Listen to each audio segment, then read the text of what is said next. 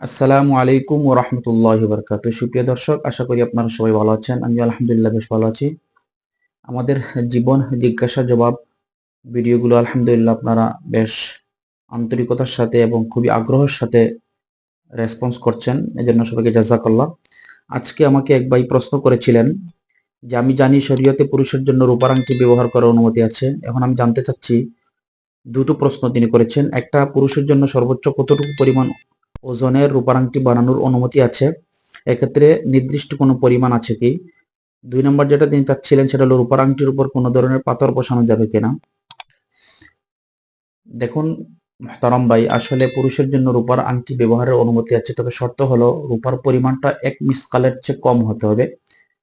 ১ মিসকাল কতটুকু, সংক্ষেপে যদি আপনাকে বলি আপনি বোঝার জন্য, বর্তমান আমাদের যে হিসাব সেটা হলো যে ৪.৩৭৪ গ্রাম রূপা। যদি এই পরিমাণ হয় তাহলে আপনি এই পরিমাণ রূপা দিয়ে আপনি আংটি বানিয়ে ব্যবহার করতে পারবেন।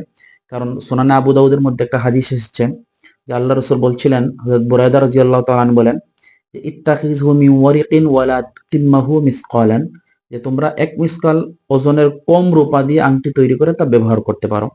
সুতরাং এর দ্বারা আমাদের সামনে যে বিষয়টা স্পষ্ট হলো সেটা হলো যে বর্তমান হিসেব অনুযায়ী 4.374 মানে 4.374 গ্রামের ওজনের রূপার আংটি আমরা ব্যবহার করতে পারবো।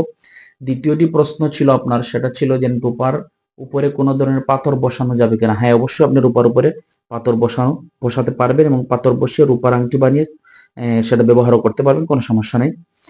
আপনারা মাসলাটি দেখতে পারবেন আল মুহিতুল বুরহানি ৮ নম্বর খণ্ড ৫০ নম্বর পৃষ্ঠা, ফতোয়া শামী ৬ নম্বর খণ্ড ৩৬০ নম্বর পৃষ্ঠা, পাশাপাশি ইলাউস সুনানে ১৭ নম্বর খণ্ড ৩২৫ নম্বর পৃষ্ঠার মধ্যে মাসলাটি বিস্তারিত রয়েছে। আল্লাহ পাক রব্বুল আলামিন আমাদের সবাইকে সঠিক মাসআলা জেনে তার উপর আমল করার তৌফিক দান করুন।